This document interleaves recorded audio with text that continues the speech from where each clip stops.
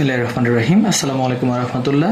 সুপ্রিয় শিক্ষার্থীরা, আমাদের আজকের ক্লাস হচ্ছে যে গ্রাফ আয়তলেখ থেকে।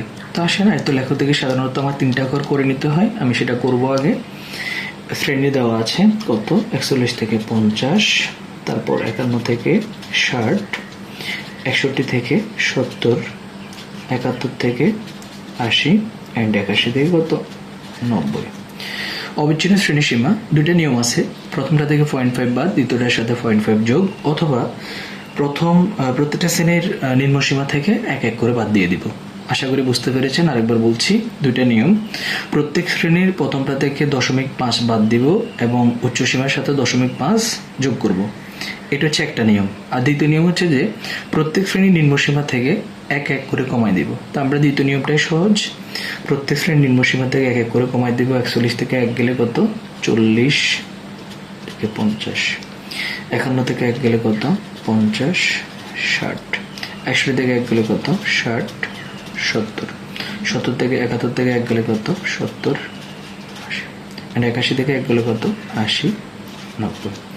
তো আশা করি আমার শিক্ষার্থীরা এটা বুঝতে পেরেছে যে অবিচ্ছিন্ন শ্রেণীসীমা আমরা মূলত কিভাবে করব। গণসংখ্যা কি দেওয়া আছে, প্রথমত 5 দেওয়া আছে, এরপর 10, তারপর 20, তারপর 25, এরপর 4 গেল মোটামুটি আমাদের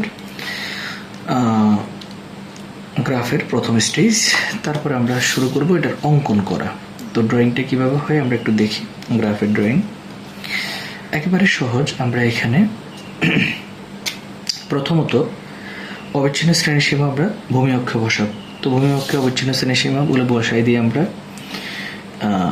এইভাবে বসাই। যদি প্রথম 40 থেকে 50, তো এটা 40 দিব, এটা 50, এটা 60, এটা 70, 80 অ্যান্ড যদি আমরা চাই 90, ওগুলো যাবে একবার 90।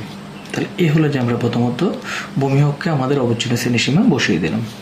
তারপর দেখবো যে আমরা এখানে আমাদের সর্বাধিক গণসংখ্যা কত আছে, কতটুকু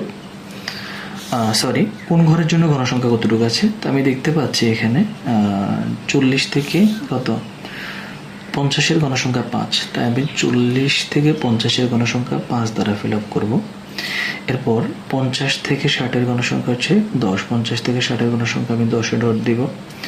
এবং 60 থেকে 70-এর গণসংখ্যা হচ্ছে যে কত 20, তাই আমি 5, 10, 15, 20-এ ডট দিব। এবং 70 থেকে 80-এর গণসংখ্যা হচ্ছে 25, 25-এ আমি ডট দিব। অ্যান্ড সর্বশেষ যেটা, সেটা হচ্ছে যে কি 4, তাই আমি এখানে 4 নাম্বার কলামে আমার কি দিব, ডটটা দিব। এই হচ্ছে যে 80 থেকে 90, 4, তাই 4 নাম্বার কলামে আমি ডটটা দিব। এরপর আমি স্কেলিং করে দেব এটাকে। আমি জাস্ট পেন্সিল দিয়ে আঁকবেন আপনারা। আমি জাস্ট আপনাদের ভিডিওতে এটা ভালোবাসার জন্য মূলত কি ইউজ করেছি। আপনারা স্কেলিং করবেন পেন্সিল দিয়ে অবশ্যই। এই তারপরে একটা শুধুমাত্র স্কেলিং করে দিলে হয়ে যাবে। তারপর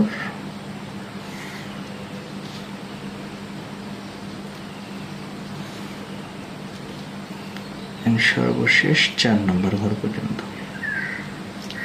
এরপর আমরা কি করব, সাইডের গুলো একটু ক্লিয়ার করব।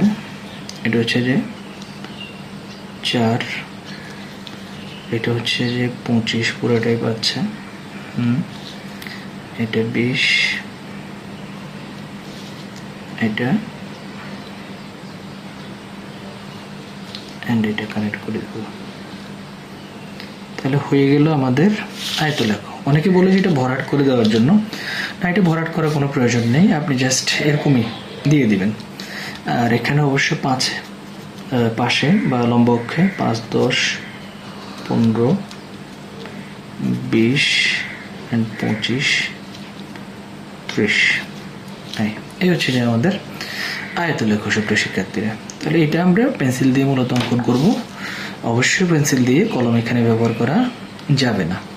এবার আসেন বর্ণনার পর্ব। তা আমরা বর্ণনা কিভাবে দিব, একেবারে সহজ, সম্পাদ্যের বর্ণনার মতো অনেকটা। তো বর্ণনাটা কেমন, প্রথমত আমরা যদি বর্ণনাটা এভাবে থেকে শুরু করি, দেখেন আমরা ও এক্স অক্ষকে ভূমি ধরেছি, তো আমরা লিখব ও এক্স অক্ষকে কি ধরে, ভূমি ধরে। তাহলে ও এক্স অক্ষ ভূমি ধরেছি, ভূমি ধরে কি বসিয়েছি এখানে আমরা এখানে অবিচ্ছিন্ন শ্রেণীসীমা বসিয়েছি, তো আমরা লিখবো যে ভূমি ধরে। কিন্তু বিষয়টা হচ্ছে যে অবিচ্ছিন্ন শ্রেণীসীমাটা বসিয়েছি, বাট এখানে একটা কন্ডিশন আছে। সেটা কেমন? অবিচ্ছিন্ন শ্রেণীসীমা যে আমরা বসিয়েছি সেই কন্ডিশনটা হচ্ছে যে কি, মূলত আমাদের এখানে আমরা দেখতে পাচ্ছি যে কি ঘর আছে 5টা, 1টা 2টা 3টা 4টা 5টা। আপনারা দেখতে পাচ্ছেন প্রত্যেকটা 40 থেকে 50-এর ভিতরে ঘর আছে 1 2 3 4 5। কিন্তু 40 থেকে 50 আমরা যদি উপাত্ত 10 ধরি না, এটা 10 জন মানুষ।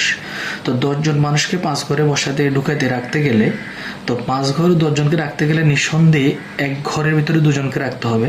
তাই আমরা বর্ণনাতে লিখবো OX অক্ষকে ভূমি ধরে প্রতি 1 বর্গ ঘর সমান 1 বর্গ ঘর সমান আমরা কত একক? 2 জন রাখতে হবে। তাহলে আমরা লিখবো যে প্রতি 1 বর্গ ঘর সমান কত একক ধরে?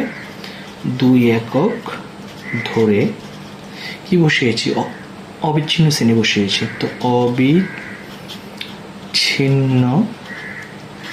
শ্রেণী বসিয়ে এবং ও একক আমরা কি ধরেছি?